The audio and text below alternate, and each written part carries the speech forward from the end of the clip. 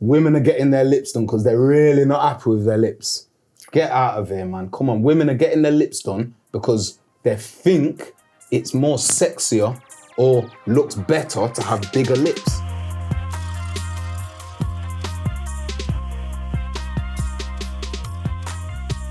Yo, my people, you're in tune to another episode of the iaintlyin show featuring myself, Warrico, and to the right, the vivacious Lily. Now, we don't have voice in the corner at the moment. Yeah, usually this would be the time where voice in the corner comes with his little question, opens up the show and whatsoever. But us being the creative animals that we are, have something else. So, today we have a substitute voice in the corner. So let's have a studio clap for the substitute voice in the corner. Boom. Right, what you got for us today? So, you know the speed of light and the speed of sound, but what would the speed of smell be? The speed of smell. Well, the speed of smell. You know what? The speed of, well, all right then. That's a mad thing, you know. Mad question still. So the speed of light. Are you talking in terms of... I'm not sure I like the substitute anymore. Huh? I clapped for him a minute ago, but I'm not sure I like him anymore. Yeah, no, he's definitely hit us with a brain teaser. You know what I'm saying? Like, he's twisted up my brain with that. So we know the speed of light. We know the speed of sound. What would the speed of smell be? Well, yo, like, the speed of smell is quite quick. You know what I'm saying? Like, smells take long to kind of... Yeah, I think it's long. Come around, don't they? Yeah. So I would definitely say, obviously, we know that the speed of light is faster than the speed of sound, yeah? Am I right? What does Lily know? Yeah? No. I know it actually. Yeah, no, really. No, but serious, I'm sure the speed of light is faster than the speed of sound. I'm sure we'll be able to get that little fact somewhere, whether it's here or there or it's going to be here. Is it will be there? Yeah. Yeah. So the speed of light is faster than the speed of sound, but the speed of smell will be slower than both, I think. You think so? Yeah. Well, boy, I don't know, man, because some people get up early in the morning and they're just stinking from early. You know what I'm saying? Yeah, but all right then. So let's take a Trump, for instance, yeah? Someone will... A Trump? Yeah. I call it a pup. I'm trying to be ladylike. Yeah, go on. Someone would say they've maybe pupped, yeah, before you even smell it. No, it's very true. It's very true. I mean? It's very true. And it might be 5 minutes after someone's like, oh, someone popped. Do you know what I'm saying? So yeah, no, the speed of smell, I hear you. Like, it does take a while to come through, but then what about someone's breath? God, that just hits you straight away, doesn't it? Yeah, but you're hearing their voice before you're smelling their breath. Yeah, it's true. Or Lily don't know what. No, but technically speaking, are you hearing their voice before you smell their breath? I think so. Or is that in your brain? Like, do you actually, does it just hit you both at the same time? Like, but you hear the voice first and then you're like, what the, you know what I'm saying? I don't know. The speed of smell is serious. It's serious, the speed of smell. Why? I'm thinking, listen, the speed of smell is definitely slower than the others. Because smells gain on you, don't they? You know what I'm saying? Like, listen, I don't even want us to do this right now. Oh, here it goes. I've been trying not to do this. You know what I'm saying? I've been trying not to do this. Yeah, but the man them know. You know what I'm saying? Sometimes... Oh, no, we're not going there. Huh? We're not going there. Where? Where? You told me where. Where we're going with this? I don't know. Like, I'm just... It's Go on, carry on. Show, so I'm just going to speak my truth. On. You know what I'm saying? Carry on. Like, I have a lot of round-the-table conversations with men, innit? And they say, like, sometimes... Because he likes to chat too much. Nah, man, I'm not a chatty patty. You know I don't mean a chatty patty. I mean, you like discussions. That's what I mean. All you have in this world is conversation. All you have is words and communication. Really and truly, that is all we have. Yeah. So if you if you're not going to communicate, how are you going to expand your horizon in this I mean, life? that's what we're all about, isn't it? Here. Of course it is. This is what we're about. You know what I'm saying? So it was rude for me to interrupt you, sorry. No, that's cool. You're cool to interrupt me because I interrupt you whenever I want to. You know what I'm saying? Yeah. No, but I was trying not to go here, but I have to go here because when you talk about smells, we have to go to this point. A man say like, when you turn a gal around and you're doing your thing, and then it's like, you know what I'm saying? So the smell takes a little while to come up in it. So that's why I was thinking the light turns off quick. You know what I'm saying? The sounds happen quick, but then the smell comes after. You know what I'm saying? So that's what I was thinking. Like, yeah, the speed of smell. Yes, the speed of smell is definitely slower than the others. That's what I would say. I'd agree. You'd agree? I mean, I've never experienced what you just said myself, but... Oh, you never come across a smelly partner? No, I've never... No, what I'm saying is I've never been... I've never had the experience of turning someone around and, yeah. Well, yeah, obviously, so man that turn around, innit? That's what I'm saying, and yeah. Well, they could do. I mean... yeah, let's not go there. You know what I'm saying? But anyway, all of that. But like I say, yeah, so what...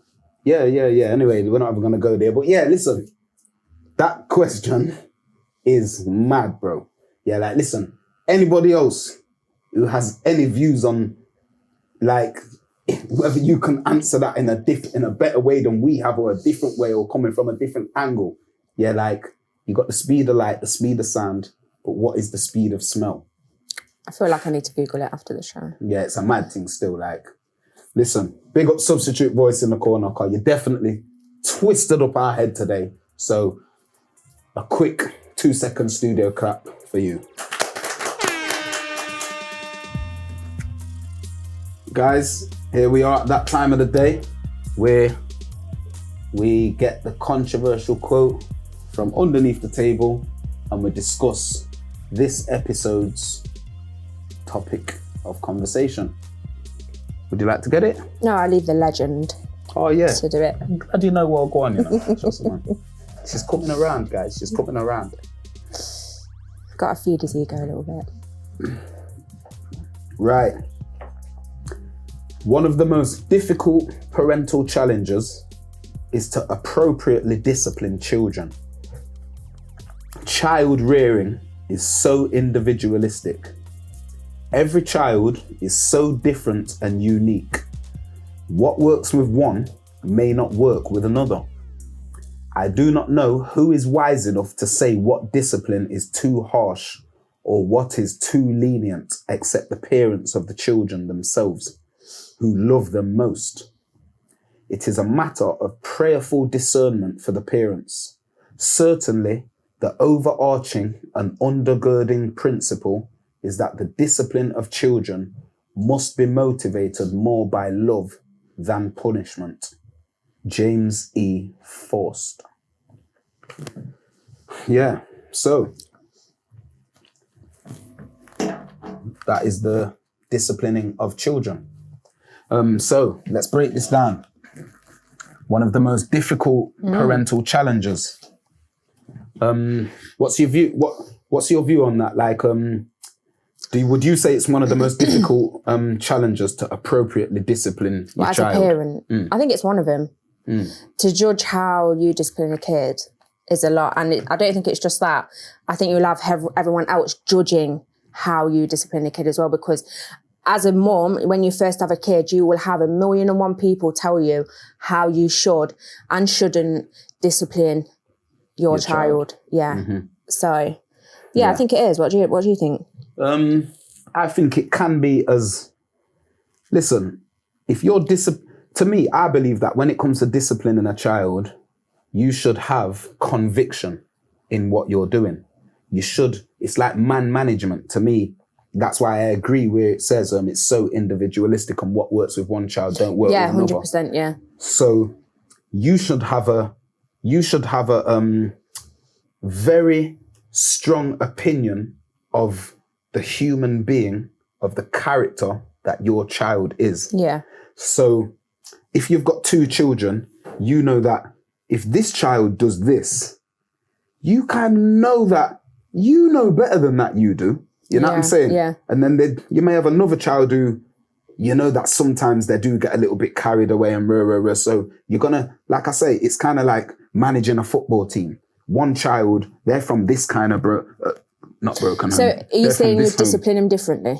I believe that you can discipline children differently because, like I say, I believe you should have a strong conviction as to who your child is. You should know, you should have an idea of who they are. Yeah. So you should, like I say, if you've got a child who has ADHD, let's say, which that's I don't know whether I even believe in all of those things 100%, yeah. But like I say, if you've got a child who suffers from low attention has a low attention deficit, and then one that you know is very on the ball, then maybe when you give them some work to do and you go away and come back and one hasn't done it but the other one has, you know what I'm saying? You may want to modify how you deal with child A to child B. You know what I'm saying? Because after all, they are individuals. Yeah. So the law of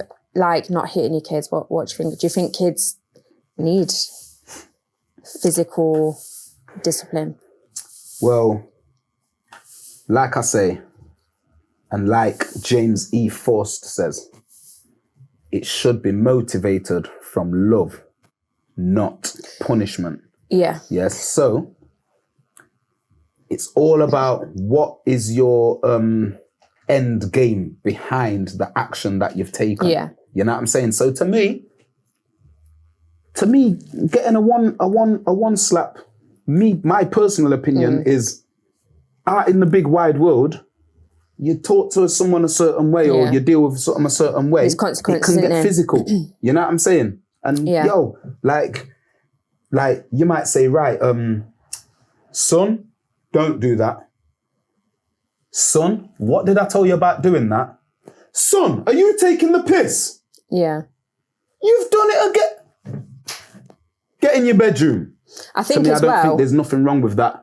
Rise of, you know what I'm saying? There's also situations where if your child is going to hurt himself, like there's been times when your kid's naughty and you'll tell him off or whatever, but then like when your kid runs into the middle of the road and you're like, no, like, and you proper will go in on him because you were so scared. Like I've had to explain that to my son sometimes when I've gone absolutely off the hook because he's done something where it could potentially really hurt himself and you're literally like, look, I'm so sorry about that, but that was because I was so scared that you was going to hurt yourself. It comes from a totally different place, doesn't it? I hear Do you that. know what I mean? I hear that. And if I've got to give you a slap on your backside, to stop you from killing yourself or maiming yourself, to me, that is a well-deserved slap on the backside. You know what I'm saying? So, do you know who I really think it's hard for?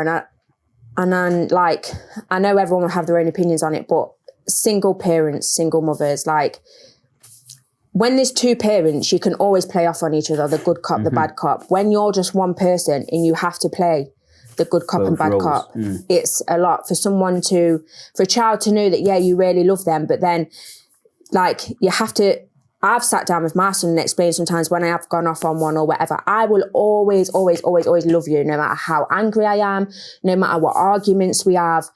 You've just got to understand that at the end of the day, I will always love you. Do you know what I mean? Like, and I think for single parents, it's hard. Like, it's easy for people to judge if you see someone just lick down the kid because they've been naughty, but you don't know how that kid's been all day. Yeah. Do you know what I mean? Well, I feel as though as a parent, there should always be a level of it's just like because the guardian and child relationship is ultimately a relationship. Yeah. So the same way when you're with your man or you're with your girl, she may do something or he may do something which makes you so angry. But I believe there should be a level that you go to, and there should be a level that you don't cross. Once you cross that level, the relationship becomes scatty. Yeah. Because now you've just cross the line and just kick the boundaries over. Yeah. So now that other person is now like, yeah, well, there's no boundaries. And when there's no boundaries, it all goes crazy. So I feel like that is how it is with a child. And I feel like if you're saying to your child, like when you say lick down, I think there's levels of a beating. Mm-hmm. You know what I'm saying? Yeah. Like, me, I used to get licked with a kettle wire. You know what I'm saying? Or a hanger.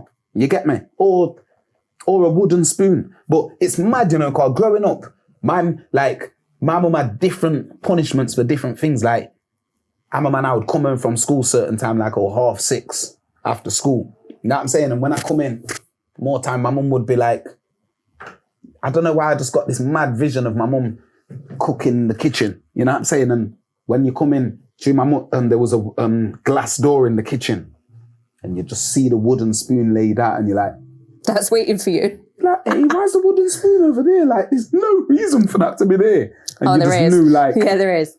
Yeah, man, it's wooden spoon thing. You know what I'm saying? So, and it's like, that was my mum's default beating for coming home late. It's like, wooden spoon. You know what I'm saying? And she'll be like, oh, that your hand. Now, I don't know if the man them know about this or the people, if you lot know about this beating. Oh, that your hand. You know what I'm saying? And if you miss one, you might all owe 2 more. Mum was probably only going to give you like 6 strikes. You get me? But everyone you miss. I think a lot of the kids don't even realise how good they've got it these days. I was talking to someone the other day. The comedy show, White Yardie, when he was saying even teachers were giving kids beatings. They can't do that. I remember my dad used to come to me and tell me how his teacher would just lick him down twice, 3 times. Like, now, could you imagine if your kid came home and said the teacher hit him? You're going mad. Yeah, more time you are. You know what I mean? It's just mad how it's changed. And it could be why the youth growing up kind of is the way it is, because... Well, you see what the problem is, yeah? The problem is that power is always exploited by humans. Yeah. So I believe the concept of, listen, when I was growing up, on my little street where my grandma was, a couple of the adults have roughed me up. And, you know what I'm saying? There was an old man who we used to go and pick his cherry. What was it? Cherries or blackberries? He had blackberries in the garden. One white man. Old white, yo, my man will come out and clip you around your ears, blood. You know what I'm saying? And bring you to your grandma. You know what I'm saying? And grandma up there, why make him clip you? Why him clip you? She's asking you, why have you been hit? So you got to be careful. You can't really go home to grandma and say, oh yeah, that just happened, because she's going to want to know, why did that happen? And now you're going to have to tell what. So I think the concept of that, like let's say it takes a village to raise a child. Yeah, so I feel as though the concept of it is good, but the problem comes where now with teachers, you will have a teacher who I can speak as a young black lad, yeah, growing up in the UK. Yeah, like when we talk, we're a bit with our, you know what I'm saying? Yeah. Come on, man, we know that. When you see the 6 black youths over there talking, you know what I'm saying? And they're just talking about what happened on the weekend, you know what I'm saying? Or but they sound a bit more, it's perceived as a lot more aggressive. Yeah. You know what I'm saying? So I feel as though teachers now, if the teachers actually, I don't believe you should be working in any industry if you don't have a strong interest in the subject, what you're working with and what you're. So if you work at Audi, I would hope that you have an interest in cars. You know what I'm saying? And I feel as though that's the same with teachers and children. So if you have interest in children, you'll now go and check out what are the cultural differences and how do they, you know what I'm saying? And then you'll start to understand, oh, okay, so when them kids are a bit more, you won't say, he's being aggressive. Because I've had that many times and I'm not being aggressive. I'm just talking how I talk at home. And that is where I think probably, couple young black youths might get more lick. You know what I'm saying? You know what I'm saying? And that's what I feel like. So what, even in our day now? Or do you not think it's a generation thing? I think in this day and age, I think if there was beating of children, I think a couple of the black youths might get licked more. You get me? Because some of these teachers don't understand our home, how we talk at home. You know what I'm saying? I do think what you're saying in regards to the relationship, is massive, even with a teacher, because you get those teachers that no one will disrespect and all the kids love them. You'll never see them disrespect them. And I think it's the same as a parent, like I was saying earlier in regards to the difference between respect and fear. Like you'll get parents that I remember my mom would, if I was playing, my mom would just give me a one look and I would know, Lil, you've got to stop whatever it is you're doing. Like people will have that connection with their kids to where they haven't got to lay hands on them. Sometimes not even got to raise their voice. Their look is enough. Do you know what I'm saying? Like I know with Cade, I know he probably will fear me a little bit, but his respect he has for me is much more than what he fears of me, because I know there's been times, say, he's teaching in school and he'll be like, you've rang my mum. Oh my gosh, he's going to be so disappointed in me now. And his fear of disappointing me is way worse than his fear of me. And does that make sense? Totally, I get that. But respect, in my philosophy, respect is motivated by something. So it's like, now, I don't want my mum, when my mum gives me that look, or you get them ones like, watch me get in. And the lips go Have you ever tighten, had the hand like, squeeze as a kid? Of course, man. Like you just walk in, they grab the hand and like and like, you get me? My dad, check my dad's thing. Me what you're beating. Yo, you see when you get told you're older. You don't even know when you're having it. You're older beaten, blood. Yeah, so you don't know when that beating's coming. That's powerful. Like, oh, you're beaten. So you're thinking, boy, does that mean good behavior might take this down, or how does this go? You know what I'm saying? So you might be, you get me? But like I say, when dad gives you that look, what makes you stop? Is it the look, or is it the fact that that look could be followed with something? So I personally believe fear is not necessarily a negative thing. Oh no, 100% not. You get me? Yeah, I'd agree. You get me? And this is where I agree with the individualistic. There's got to be a little sense of it there, because otherwise they'll just walk all over you. You know what I'm saying? I mean? But do you believe that, especially in a two-parent household, that one is going to play that role more than the other? Like I said, the good cop, bad cop thing. When I've read up on parenting and things like that, a lot of the times it's like dads are used for discipline, playtime. Mums are used for nurture, for love. Would you agree with that? I do agree that naturally, based upon the individual characteristics of the parent, you fall into who you are. The children begin to know who is who. So a child will know like, oh, mom, can I go outside to play, please? No. Please, mom. Mom. You know what I'm saying? Dad, can I go out to play, please? No. Yeah. You know what I'm saying? You get that thing with mom. Or you know what I'm wait saying? till I tell you, Dad. You see what I'm saying? Yeah. And this is where I was going to say, it's not necessarily based upon two parents living together, because that also falls upon a dad regularly when he doesn't live with the child. Yeah. And it's like, watch, I'm going to tell your dad. Do you know what I'm saying? So I know like a lot of men will have this situation where like, you might say to the mom like, this is how you need to do it. Like when he does don't let him do this and don't let him do that and don't let him do that. But the mom's like, oh, but it's my baby. It's my baby. You know what I'm saying? So, all right. The dad might say, all right, it's your baby. You know what I'm saying? But what he's doing at 6, at 14, that is going to equate to slamming the door or jumping out the window and going to play with his bread, going where he's going. You know what I'm saying? Going partying or Don't think at that stage, you can now call me and say, yeah, just letting you know, has done this and done that. And I'm not coming around to discipline him, because I'm not the discipline man. If you would have listened to me when I says, put that into place. Do you not think regardless of that, you should just always be there on hand to discipline? Facts, you should be there to discipline, but at the same time, it is not fair for one parent to be used as the discipliner. No, it's not. But that's what I'm saying. As a single parent, you have your no relationship choice. You know what I'm saying? What you say as a single parent? Yeah, definitely as a single parent. What is a single parent, may I ask? Is a single parent a parent that lives with the child and is the main guardian, or is a single parent somebody who lives with the child and has no input from the other I think parent? everyone's perception of this is going to be different. What's your perception? Single parent, I would say, is... Oh, it's a hard one.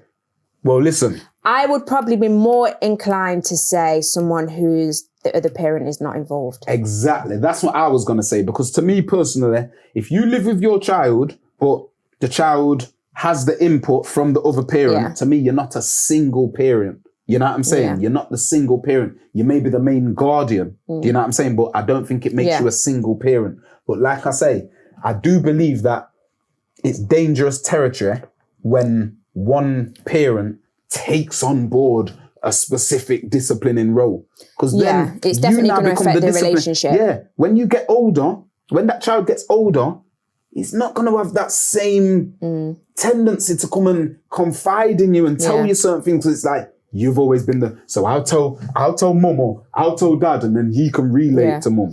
Well, in fact, what I would like to do is actually flip that, because I know of friends of mine, guys, brothers, cousins, whatever, who perhaps have their kid on a weekend, and we've spoke on discipline, and they're like, yeah, but it's hard for me to discipline them because I only see them 2 days a week, and I don't want them to see every time they come to dad's, it's just discipline. As much as I think it's hard for the main guardian that has more of the time, but I also do think it would be hard for the other parent that perhaps does only have them for a couple of days a week, where they might be playing up, they might be naughty, but you just don't want to discipline because you've only got them for 2 days. And you just don't want to constantly be telling them off. Well, me, the way I see it is like it says, certainly the overarching and undergirding principle is that the discipline of children must be motivated by love. So therefore, I believe anything you do must be not for your own gain. So it's not like, I'm not going to discipline my child because I only see them for this and so. You know what I'm saying? The main aim of a parent is to get that child ready for the harsh realities of the world out there. Adulthood. Now, in the world, every action comes with a consequence. That consequence might be a physical. Someone in the street might punch you up. Or this might happen, or So to me, I just believe that regardless, discipline is necessary. You know what I'm saying? 100%, And it is needed in order to teach your child that there is consequence and there's ways that there's ways that are appropriate for them to act. So I just believe, do it out of love. Yeah. Discipline, and that is what I totally agree with. As much as I think do it out of love, I think what's hard is the child at the time is not always going to understand that. And I don't think they will understand that until they're a parent themselves. You think till they're a parent? You don't think you get... Well, I'm telling you, I got older and knew like, man, I'm violating the thing. Timer. Done. Yo, listen. We might have to pick up this 20 minutes, you know, guys. Trust me. No, but serious, like, I think this is the time where we'll go over to the private caller. Caller? Hello? Hi there. You're on the Lyin show? Hello. First, I need to say, I am first generation immigrant to the UK and moved here in my 20s. I was brought up in my native country, but I think I can offer you a unique perspective on this subject because of that. In our culture, we have a thing like not too stick we use for discipline. My mother used it on me when we lied, deception as well, or we was violent. A set number, either on hand or on the back of lower leg, where there's plenty of flesh. She clearly explained to us why we were getting the stick, and she was as likely to be crying as not clearly blaming herself while she was doling out the punishment. On the other hand, my father would beat my brother in anger. I remember my dad kicking my brother, wrenching hair, hitting him with the vacuum cleaner. It It is ludicrous to me when I see people who have not experienced firsthand equating the two. My mother's discipline and my father's beating. The former made us feel ashamed and regret. The latter made us feel fear and terror. In high school, we used to have the same stick punishment. If you accrue enough punishment points, it was done by a designated teacher in a weekly meeting. And it was culturally natural enough that it was not much of a shaming experience for us. It just hurt like hell and bruised and hurt for maybe 1 or 2 days afterwards. With a lot of student protests, during my second year, the policy changed. Instead, you do community service, cut grass or trees, or copy book by hand. The student begged to be hit rather than this because it wastes time. Instead of 10 hits, you get 4 hours copying. What do I think of physical punishment? If it instills fear or terror, it is bad, period. If it is done not in anger or not fairly or with clear explanation or understanding, it is acceptable. Plenty better than getting mauled in the face by life when you go to society, not prepared. Seriously, people in the West have some strange social consensus about children. How children are angels. They are not. See how many people bullying every day. How hitting and discipline is something as horrible as murder. Parents guilt-tripping and bad-mouthing their children make them feel worthless. It is so much worse. And how children playing outside by themselves is criminal negligence and viewing every stranger as a potential kidnapper or child abuser. Deep. Yeah, super deep. Well, obviously, so may I ask whereabouts you're from? Singapore. Singapore. Okay. Well, obviously, it's a like he's saying. I feel like he's like he says. If it's done to cause fear and terror, then it's a bad thing. But culturally, like he says, when the mum was whacking them in the fleshy bit behind the back of the leg and whatsoever, the mum's crying herself. You know what I'm saying? So yeah, I mean, she didn't really want to do that. Probably didn't enjoy causing pain, inflicting pain to her children. You know what I'm saying? But I don't think a lot of parents do. I can say I've experienced that myself. Like, I remember specifically a time when Cade was young and I was on my own, and obviously as a parent, sometimes you've had enough. And I remember really shouting at Cade, and then I remember calling my mum and just crying my eyes out because I felt so bad that I just screamed at him. But you're human. Do you know what I mean? So I can't imagine there's many parents out there that are going to actually enjoy disciplining the kid like that. Do you know what I mean? Yeah. It's probably going to hurt us just as much, but more emotionally. Yeah. It's and this is what they say, like what is it? Spoil the rod, but spare the child. So it's like mash up the rod, like hit with the rod, but spare the child is kind of how I feel as though the Singapore thing. It kind of seems a lot like a Jamaican household. You know what I'm saying? Like if you spare the rod, you spoil the child. You know what I'm saying? So if you don't use the rod, you're going to spoil that child, and this child is going to be spoiled. People look on spoiled like, oh, she got spoiled, or oh, he spoiled me. But then there's the other thing. What about the literal sense of the word, which is spoiled? People don't actually get what you like when you spoil your child. You're spoiling the child. Like, you're spoiling them. So when they go out into the big world, which is they're not what I feel the caller said. You know what I'm saying? It's like, it's better. I can't remember exactly the way that the caller put it, but it's like, it's better to get beaten than to let the child get their face mauled off by the pressures of life it's not real pretty. life. Life isn't pretty. The world isn't pretty. And I think I want to say the sooner kids realise that, which I don't really mean, because I think kids should be kids, but at the same time, they have to learn that. They have to learn that. And I think when you do go into that big wide world, if you haven't experienced at least some of that, it's a massive shock and could be more detrimental than a beating. Yeah. And when we say kids should be kids, like it's all down to interpretation, isn't it? What we look on as kids. Because at the end of the day, a kid will watch a cartoon that has a baddie in there.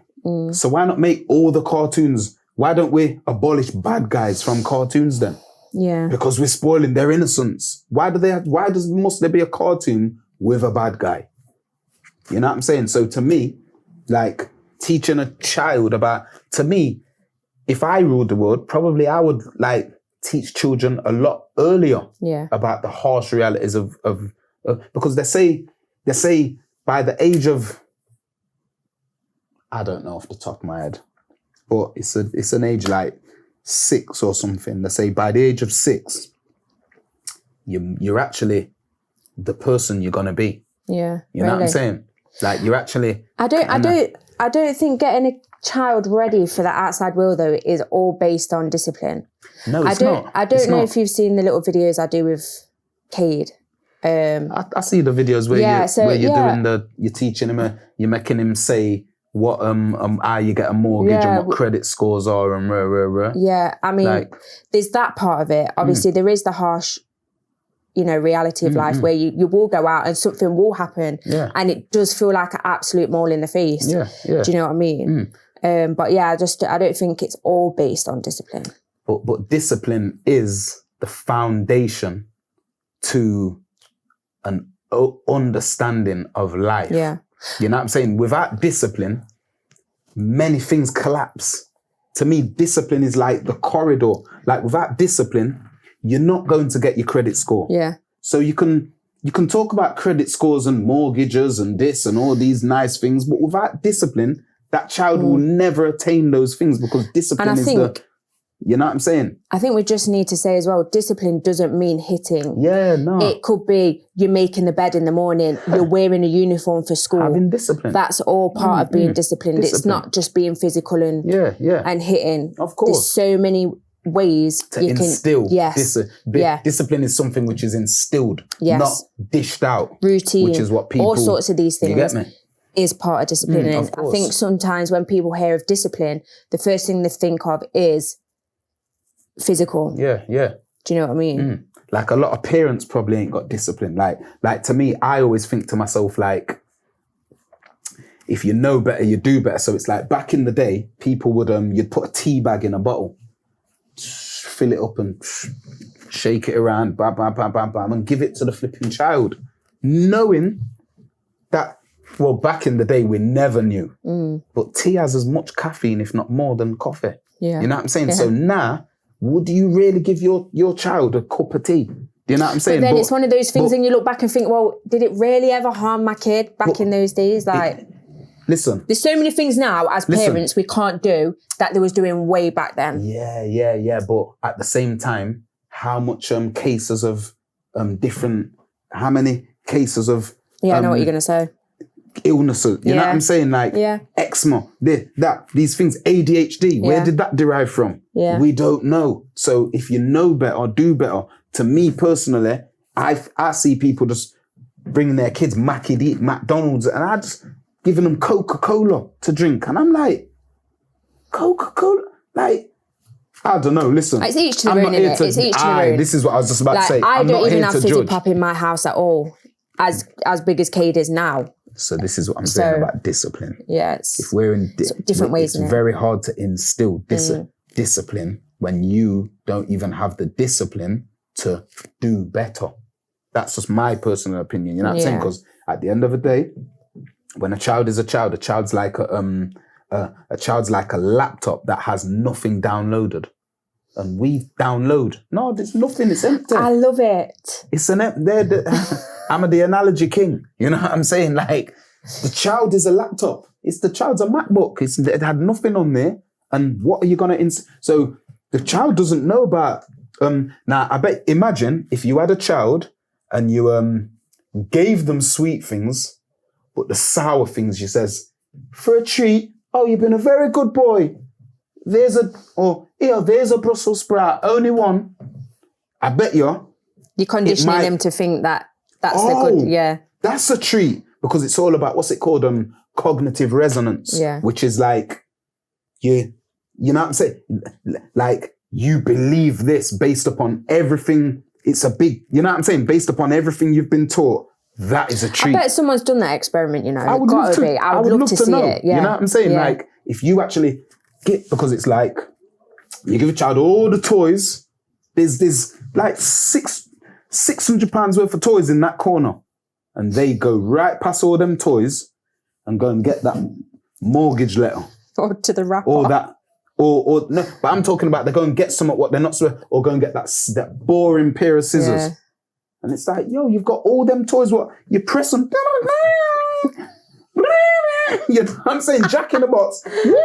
You know what I'm saying? You're going past all of that to this pair of scissors, or this lighter, or the packet of Rizzler.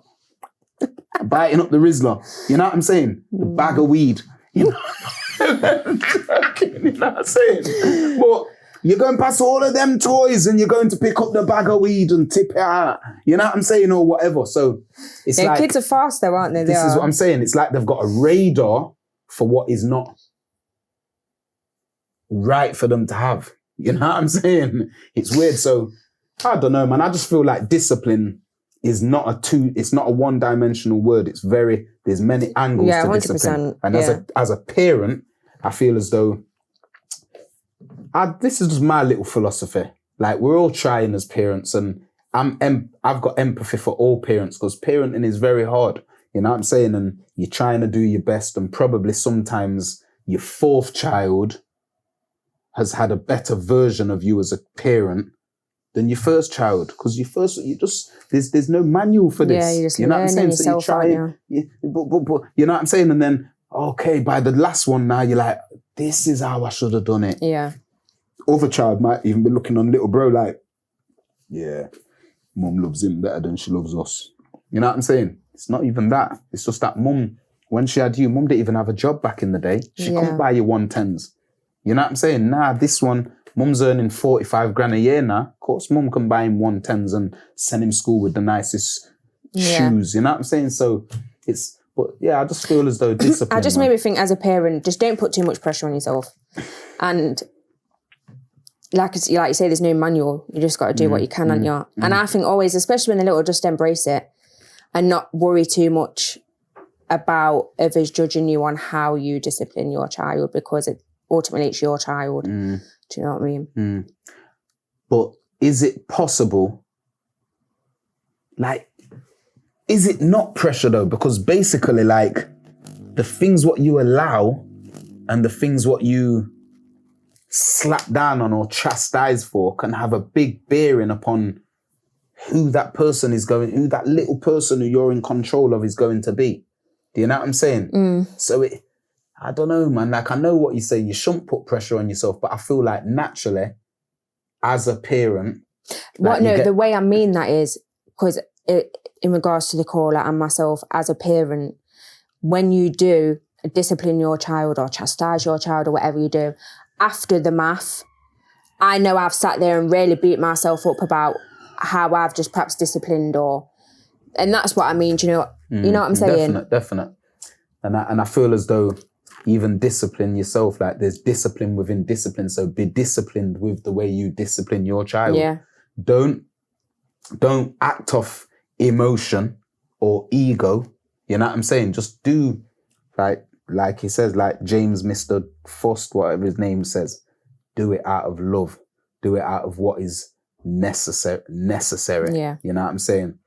Like, imagine your boyfriends come round and your kid keeps and you're like, get in your bed. You know what I'm saying? Because you wanted to get downstairs to go and none of that. Go and drink up with you. But I'm just saying, theoretically speaking, that could have probably... That happens as well. Of course, I imagine it does happen. You know what I'm saying? I might have seen it myself. You know what I'm saying? Yeah, like, and And that must cause you in the nighttime, because, you know, in the nighttime when you wind down, you're laying in your bed and you're replaying all of your actions throughout the day, your reactions to certain things, and you're like, probably no. You know what I'm saying? I ended up slapping him dinner, and really I only slapped him because I wanted to get downstairs to go. You know what I'm saying? It's just, I think we'll just end that there. You know what I'm saying? But if you discipline in out of love. Yeah, do it out of love. Out of love, man. Go on. End it. I just did. Oh, yeah? Yeah. Oh, if you're disciplining. Discipline out of love, not out of emotion. I hear that. What more can I say? And here we are in the part of the episode where we burn our fire and we give something a big fist. Yeah? So, what you saying? What we're gonna do first? Burn a fire. I think we or always big fist? end on a good note. So, you see what we're gonna do today? We're gonna flip a coin. Oh God. Yeah, heads or tails? Tails never fails. Oh, for what? For who starts? Yeah. You choose who starts. Heads. You. All right. Heads. Yeah. So here what, I'm gonna do it first.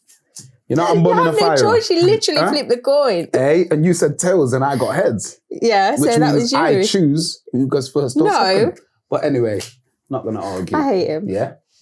She don't really. But yeah, listen. I'm going to burn a fire on cosmetic surgery. Yeah? And let me state what I mean when I say burn a fire on cosmetic surgery, yeah? Now, each to their own, live and let live. If you wish to do your cheekbones or make your lip a bit bigger or your nose or then so be it. But the reason I'm gonna burn a fire on cosmetic surgery is because I can see that due to the over importance of the rise of social media, the fact that everybody can look into people's lives so freely and so easily, I believe the modification of the face has changed. It's had a switch. Yeah, now, before, it may have been a case of like, you know what? I've got a disfigurement, or I've got a cleft. Is it called a cleft lip? Can somebody let me know? Yeah. Cleft lip, yeah? So I've got a cleft lip. I'm going to juicy up this lip, or, you know what I'm saying? Something to push out the fact that my lips split, or, you know what I'm saying? Or, yeah, one of my nostrils is a little bit bigger. You know what I'm saying? So, all right, let me see if I can get this nostril modified or something. I feel as though that would have been where it derived from, a minor modification to the face in order to make something a little bit more symmetrical or whatsoever. But I feel as though now it's become like a craze. It's become a trend. So I feel as though people, let's say you got the Kardashians, I don't know if they were the first to come with the lip filleting, or you got this family or this person or whatsoever. But I feel as though now, if let's say Johnny Famous says, right, you know what? I want a big forehead. You get me? So what I'm going to do, I'm going to inject my hairline so that my hairline kind of puffs up and then my forehead's going to look bigger. I feel as though because, and that's just theoretically speaking. Are you talking cosmetic surgery in general or just the face? Or? I'm just talking cosmetic surgery, the changing of the face. Now, I believe as though it started off as a minor modification, but now I believe it's a trend thing.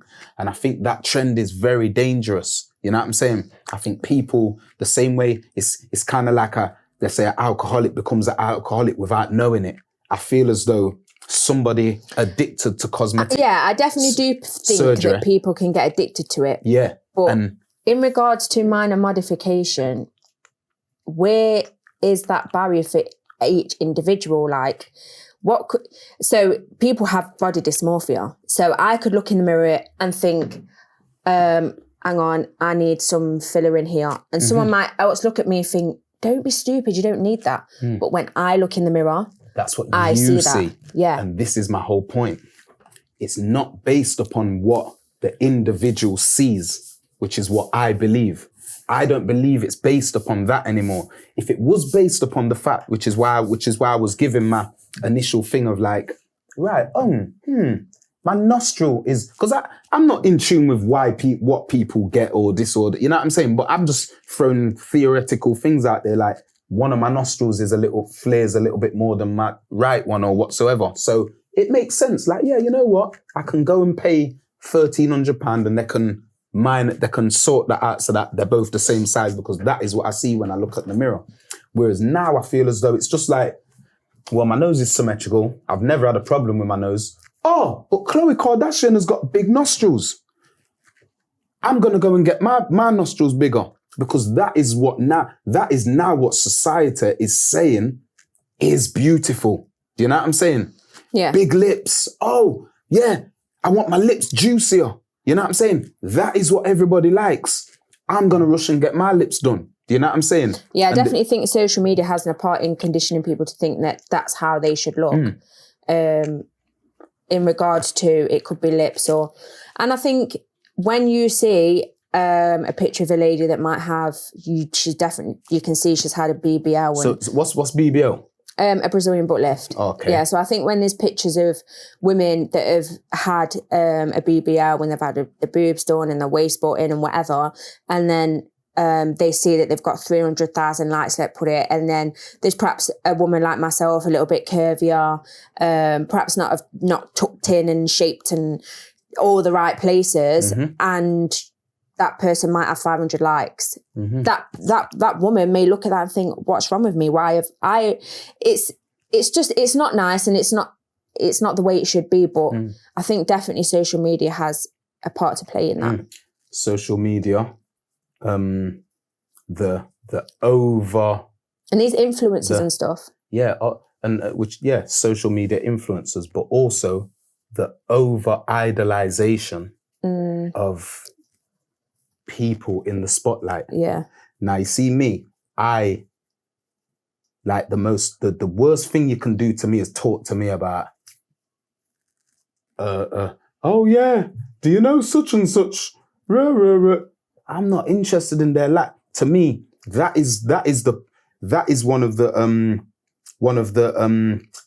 contributing factors to this craze. You know what I'm saying? Because people actually over idolize people who are in the spotlight. You know what I'm saying? Like, and it's like I say, like when somebody is changing a bit of their face or a bit of their this or that or whatsoever, I'm a person that always look into the psychology behind things. Yeah, so there is always that. Yeah, like me, like I would love, I'm not even going to say I would love to, because it's not really that deep, you know what I'm saying? But probably I've always been classed as a slim guy, you know what I'm saying? Man go gym and pump weights and never really get them big chunky muscles, you know what I'm saying? But I don't know, like would I really go pay 10 bags to go and get my muscles chunkier? Like, so all right then, I want to give you a scenario. Yeah.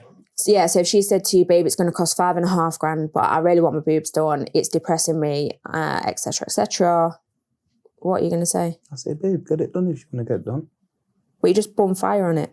I didn't burn fire on that, because that is when you've identified a piece of your something on you which you don't like, and you've said, you know what?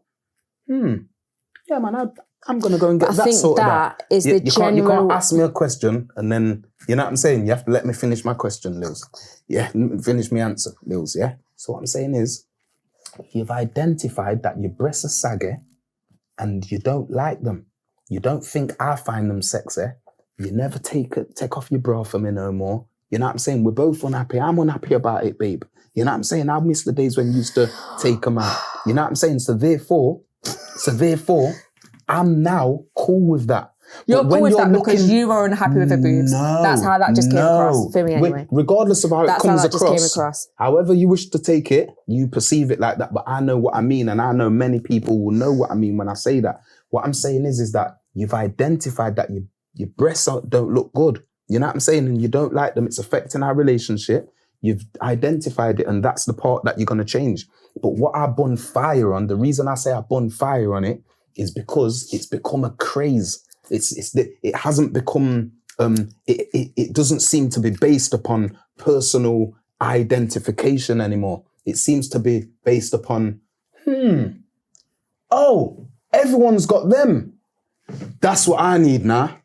I don't think it's, oh, everyone's got them, it's what I need now. I think it's more people, nobody is happy, fully 100% happy. There's always a niggle that someone might have. Now, it depends whether how bigger that niggle is. And I think it's more accessible. And I think that's what it is. So you really believe that women are getting their lips done because they're really not happy with their lips? Get out of here, man. Come on. Women are getting their lips done because they think it's more sexier or looks better to have bigger lips. But it isn't based upon what they think of themselves, because you've been going all them years without it. Women have been going all them years without it. But now, because it's the thing to do, Kardashians have done it, and everyone's getting lip fills now. You know what I'm saying? And that's what I think it is. Yeah, I think I'll agree with you a bit, but I do genuinely think even back in the day, people would have been unhappy with it. It's just a lot more accessible now, maybe a lot more affordable, and it's a lot more known. Do you know what I mean? I think back in those days, you probably wouldn't have even thought about having anything put on your lip. Not the everyday just us, you know, the stars and whatever. Yeah, fair enough, but it's more accessible. I don't think it's necessarily just let me have my lips done because everyone else is doing it. I can only speak for myself and the people I know. It is more. Well, you had your lips done? I can't have injections. I have had little bits done to my lips, but it's not injections because I don't do needles. But I don't think it's generally let me just have it done because I want it done. I think it is a general, like, oh, I don't like that. Maybe you know what I mean? So now, where does this end? Which is what I'm saying. I don't like my lips. Your lips get done. Because remember, your face is not just your face. It's all about being you look at your face in conjunction with everyone else, everything else which is on your face. So I might look at my face and be like, all right, I got high cheekbones, but my chin is slim. If only I could fill my chin out a bit because I've got big cheekbone. And this is what I'm saying. To me, I believe it becomes a part of a bigger picture, but you don't realize it because all you're focused on right now is, oh yeah, let me get my chin just widened a little bit because my jaw's a bit slim. So let me just widen my jaw. There definitely is people like that out there, but you can tell those people that have gone too far with it. I just think general Sandra down the road that's have a little bit of lip filler because she wants them a little bit plumper, leave her to do that. Of course you leave her to do it. No one's telling them not to do it. I'm just burning a fire on it because I don't think it ends there. I don't believe it ends there. It definitely does end there for some, but there is, obvious people where they're just going way too far with it. I agree with what you're saying in that instance. Met the Kardashians start saying, yeah, they're going to get their... they look totally different. When you look at them 10 years ago to now, they look like an absolute different person pretty much. So listen, under my... I know I've got them fold underneath my eyes, yeah? Now, that's part of what makes me so bloody handsome. Yeah, but... I'm joking. No, but listen, I got folds underneath my eyes, yeah? I have. Nah. Yeah, I know. you open yourself up to that. You open yourself up to that. But yeah, what I'm saying is, I got folds underneath my eyes now. When I see this man and that man and this man, oh, they've changed their... Now, what happens is, it starts to be more accomplishable for me. Like, I could change them folds on my eyes, but I don't need to.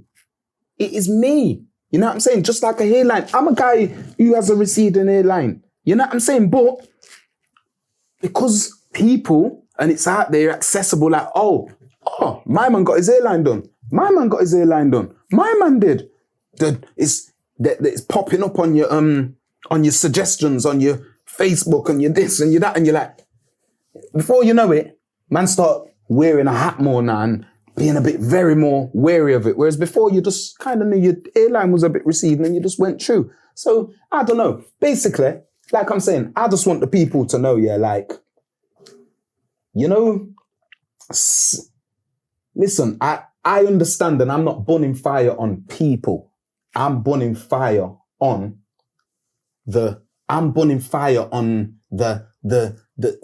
it becomes like a bug.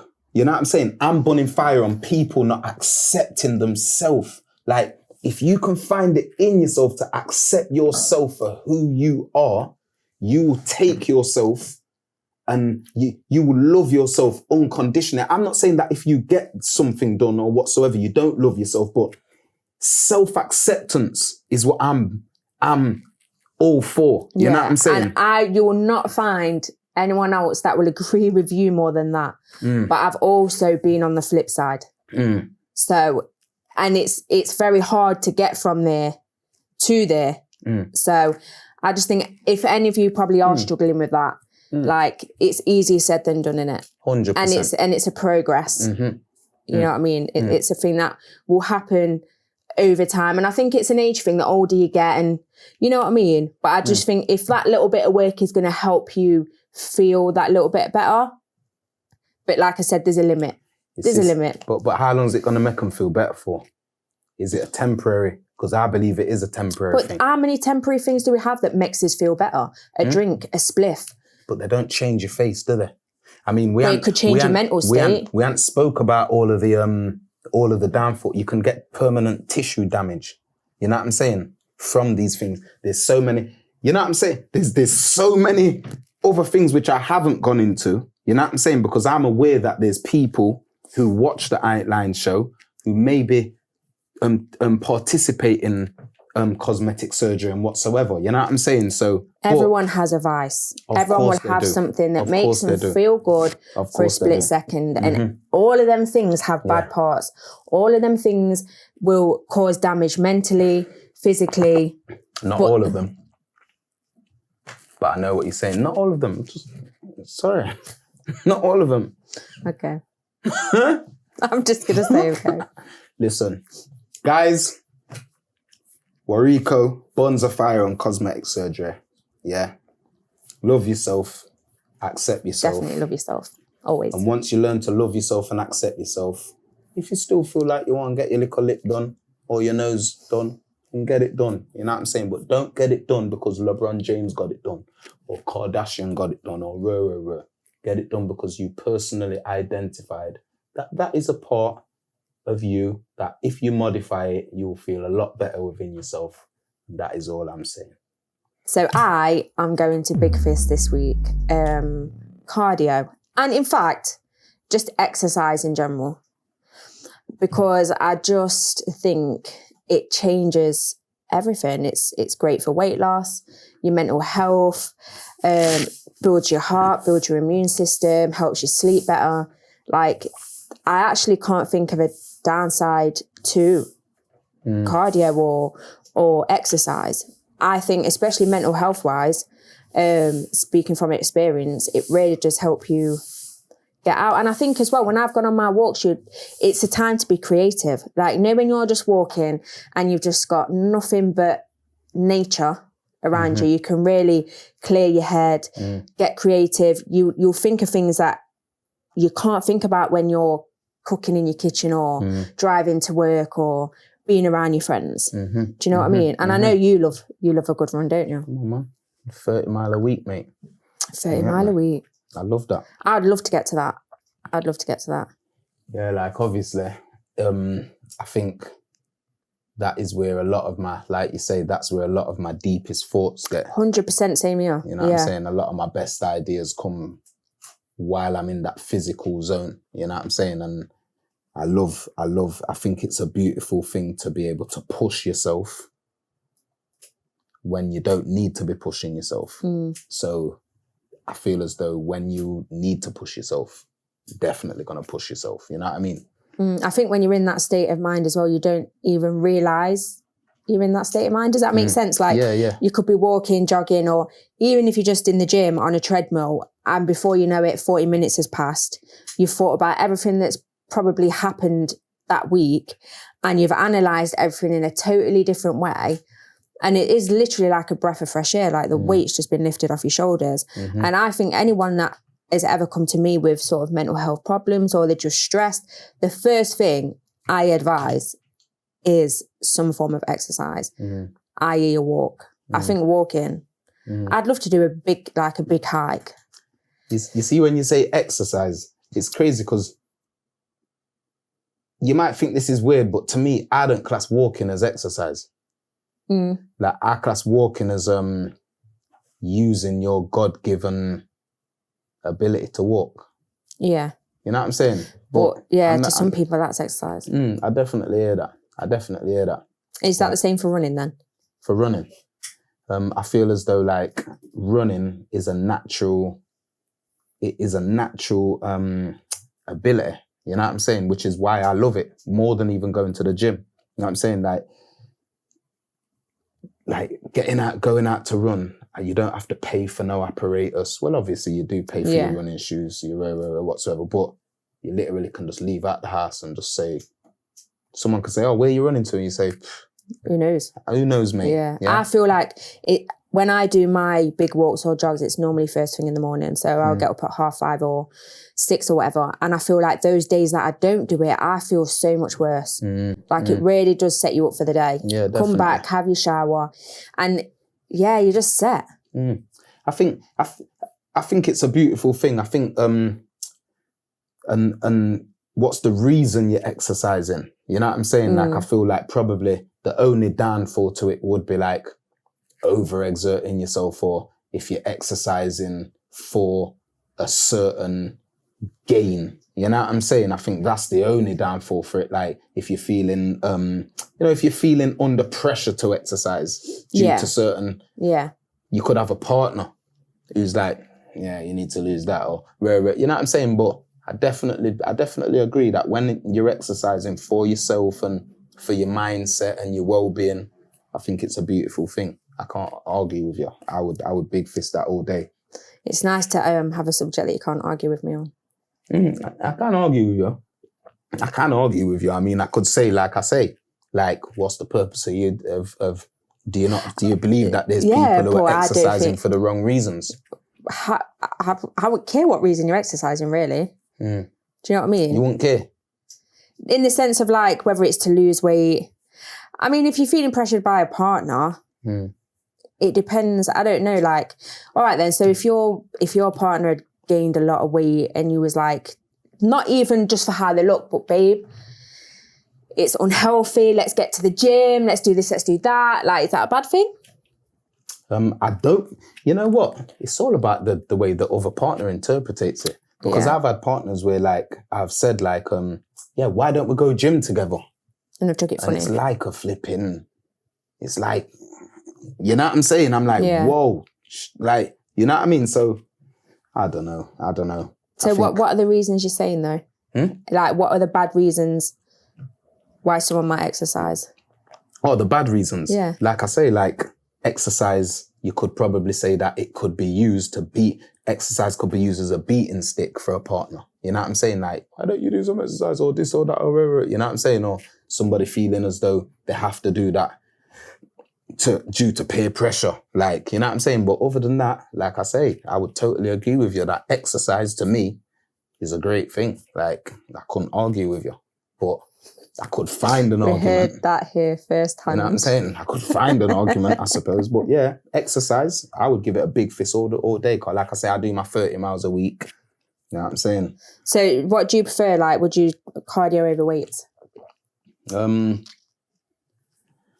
Yeah, I'd say cardio over weights all day, because I feel as though a lot of people focus on how they look physically, but inside, what's your heart, what's your lungs like? You know what I'm saying? What is your cardiovascular system like? What's your engine like? You know what I'm saying? Do you have stamina? Yeah. A lot of people, a lot of guys out here look amazing, big muscles. I personally think you should not be doing weights if you cannot run 2 miles. As a man, I swear down, you can't run 2 miles, but you're doing weights. Yeah. You put in, so obviously muscle weighs more than fat. So you're building muscle, which is actually putting on weight, giving your heart more to have to deal with. Your heart's got more blood, more muscles to Pumping, feed, but you haven't built up your heart. You haven't built up your cardiovascular. Yeah. And I think that's what's really good about cardio is all the extra benefits. Definitely. All the extra benefits it's got. So that's why, like, when you ask me if I could find an argument, I would say, like, people just going out their way to pump weights and whatsoever, pumping weights without your cardio, you know what I'm saying? Like, make sure it all goes, it's interdependent on each other, I do believe, you get me? Yeah. So when you say your big fist in cardio, can't argue with you. But then exercise, I probably could find a little angle, you know what I'm saying, to try and... I love cardio, so yeah, that's my big fist for this week. Yeah. You can never have too much stamina, you get me? So yeah, definitely big fist of cardio. Trust me. There you have it, guys. Another episode of the iaintlyin show wrapped up, featuring me and the amazing Lily. And like I say, we enjoy all your support, we enjoy all your feedback, and do check us out on all of the mediums, subscribe and all of that good stuff. Follow the Instagram. You know, if you're on Facebook, like the Facebook page. And okay, also, don't forget to look down here somewhere and you'll see the timeline of the episode, so you can go to the bit that, you know what I'm saying, if there's a little bit that if you wanna see me outshining Lily in the arguments or whatsoever. Never gonna happen. If you wanna see various little parts of the show, you know what I'm saying? Or if you just wanna cut him out altogether, you can just skip to the bits that's me.